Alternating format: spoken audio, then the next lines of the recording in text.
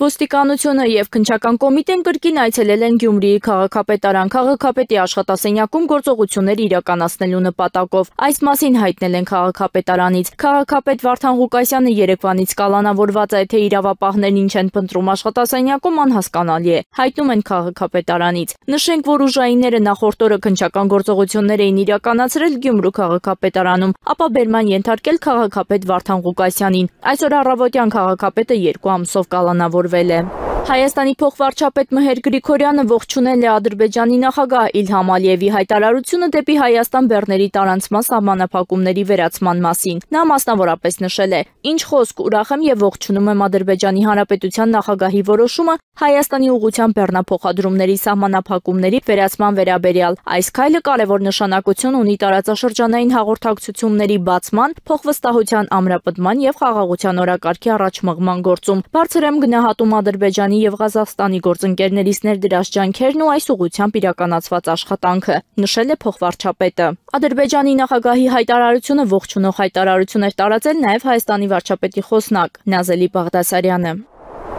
Բաքվի ռազմական դատարանում տեղի ունեցած հերթական դատական նիստում Ռուբեն Վարդանյանը կոնֆիդենցիալ հանդիպում է խնդրել իր փաստաբան Աբրահամ Բերմանի հետ։ Ադրբեջանական լրատվամիջոցների փոխանցմամբ դատարանը բավարարել է միջնորդությունը եւ հայտարարել կարճատև ընդմիջում, ինչից հետո Ռուբեն Վարդանյանը հայտարարել է իր փաստաբանից հրաժարվելու մասին։ Նշվում է, որ Ռուբեն Վարդանյանը փաստաբանից հրաժարվել է, քանի որ գոհ չէ դատավարության ընդհանուր ընթացքից։ Միջնորդության քննարկման ժամանակ գլխավոր դատախազի ավագ օգնական Վուսալ Ալիևը նշել է, որ մեղադրյալն իրավունք ունի հրաժարվել փաստաբանից։